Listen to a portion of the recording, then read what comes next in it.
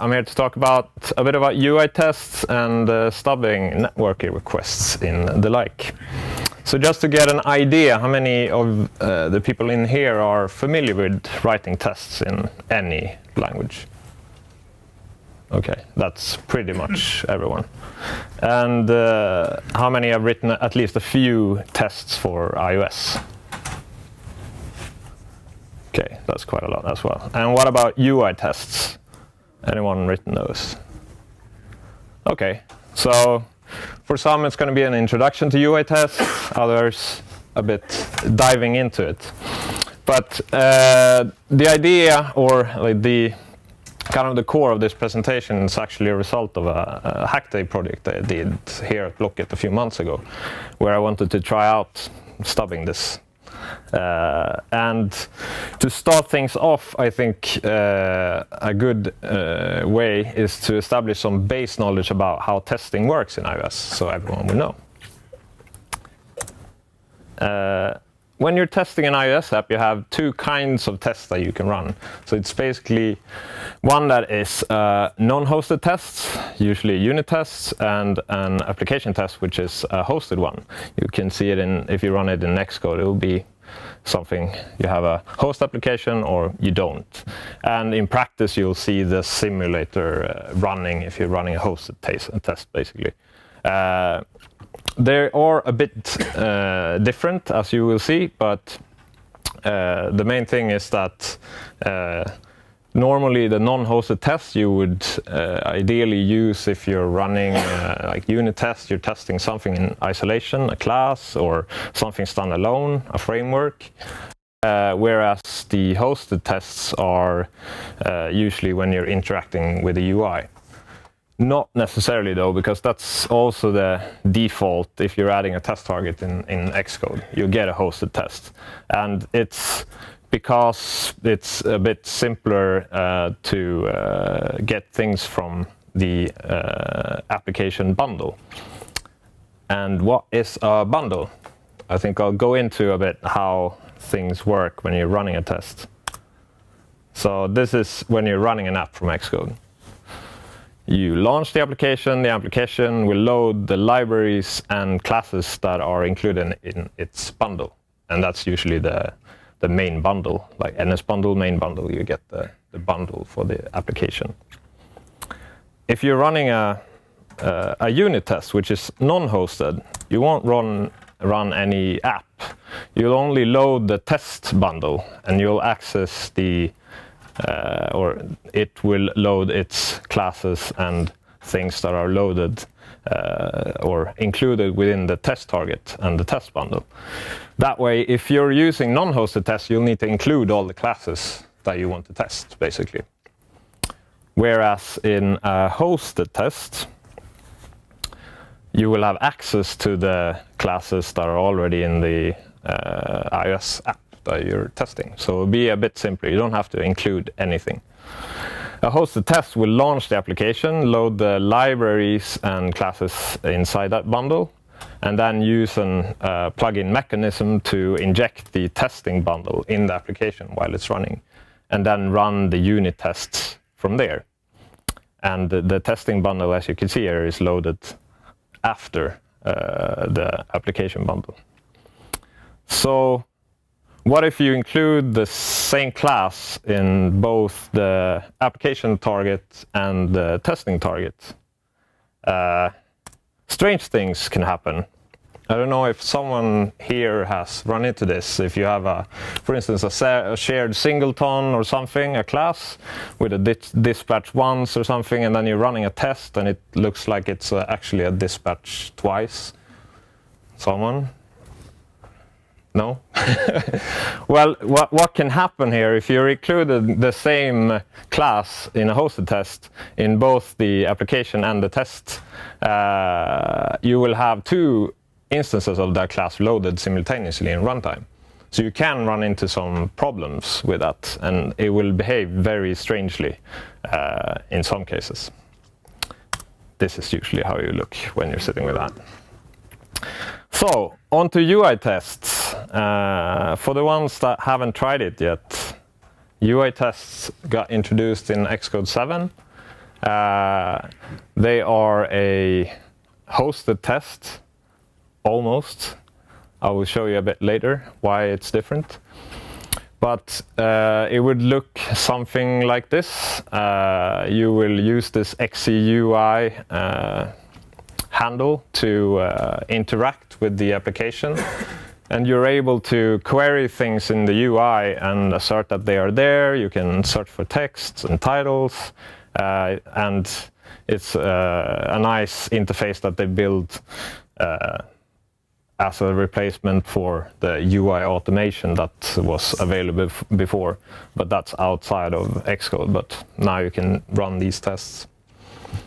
So this developer has this application which is communicating with a server, and there's some tests there. He has written a UI test, but he is running against this production server. It's not predefined data, so he comes up with this idea that he wants to run UI tests that are consistent in the data, and that's going to be awesome, of course. So he goes and looks at the code, looks at the tests that they already have in the application. It seems like they're running OHTTP stubs, which is a stubbing framework for their functional tests. And for those who doesn't know what that is, it's just an example. There are many frameworks like this, but with OHTTP stubs, you can stub away the network layer and decide what response some requests should have in your tests when you're doing it. And it works by swizzling or replacing the implementation of parts of NS-URL connection and NS session. So it could look something like this. So you'd have a test set up, you'll check the requests. If it's the specific request that you're testing for the specific test, you can decide to return a JSON response, for instance, loaded from the test bundle in this case. So this developer adds this to his UI tests and runs it, because now it's going to work. Is it going to work? Of course not. UI tests are a bit special. They don't work as any hosted tests would, because you don't have access to swizzle things in the application bundle. If if UI tests were a hosted test, you could still run into some special things. If you remember the last scheme I had for a hosted test. If you, for instance, have an application that is bootstrapping some API client, maybe you're using Alamofier or something like that in your application, and you're instantiating a shared API client, and then starts the test and try to load HTTP stubs, it will be too late, because Xcode will launch the app, which will bootstrap NS-URL session, then it will inject the testing bundle, which will load OHTTP stubs, and the swizzle will be too late. So you can still run into this, so it can be a good thing to know. So the developer, okay, how should I do this? Well, if I don't have access to the app bundle, I'll have to move OHTTP stubs to the app bundle. So then it would look something like this.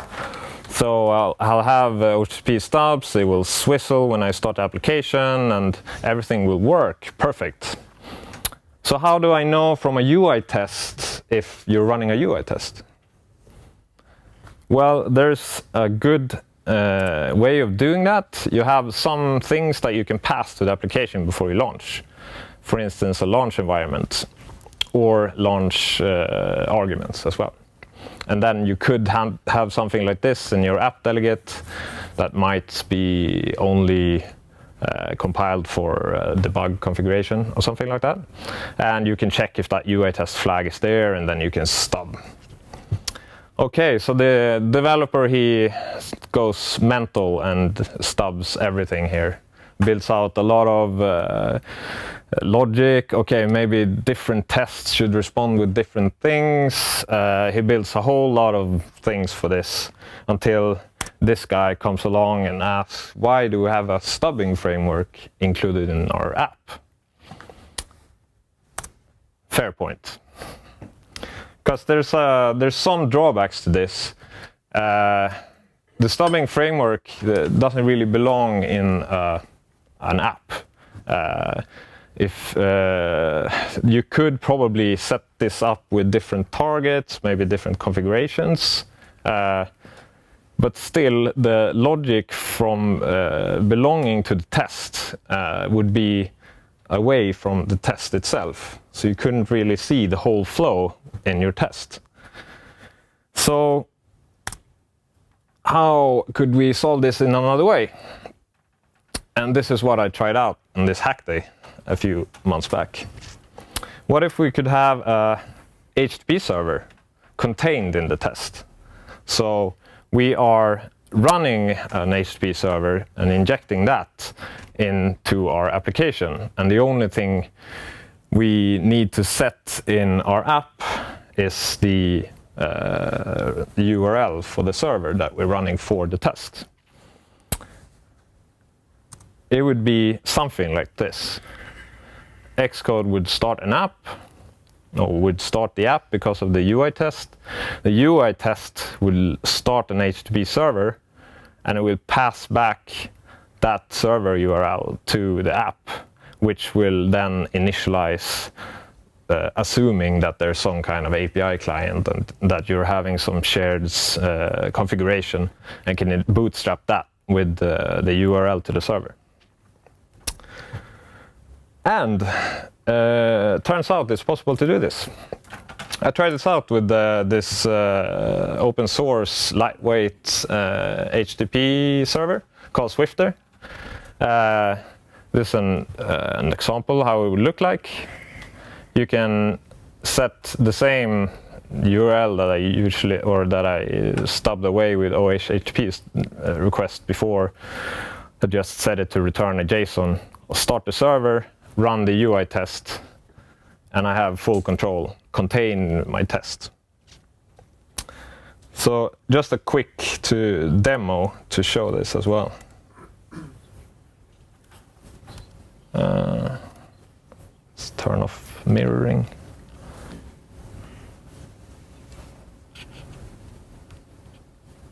There we go. So here's just a simple app that connects with the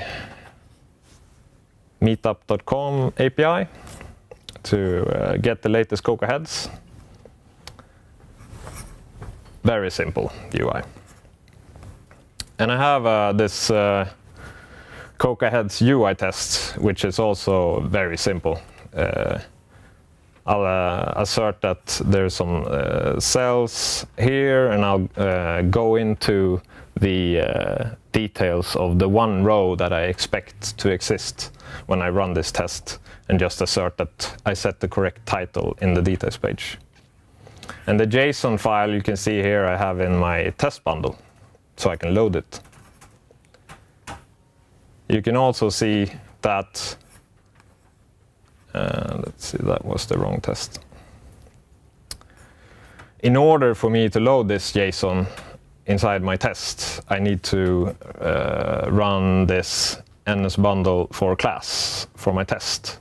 Because remember, the app bundle and the test bundle are separate, so I need to use that to load it. The main bundle will always be the application bundle. And I'll start an HTTP server here. Well, I instantiate an HTTP server, I stub away this endpoint, return an OK with the JSON, with the object I read, and just pass that into my app delegate. In my app delegate, I'll have this prepare for UI tests if needed, where I can check for this UI test, and I can see if I have a stub server set. this is how you retrieve the environment information that you pass in.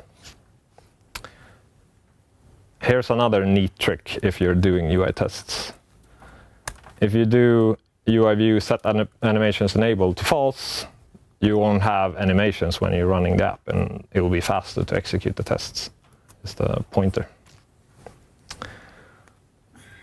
So if I run this real fast, let's see, it's going to be very fast. It will just run the test. You see now I only get one because I'm executing against the stub server, and then the test is passed.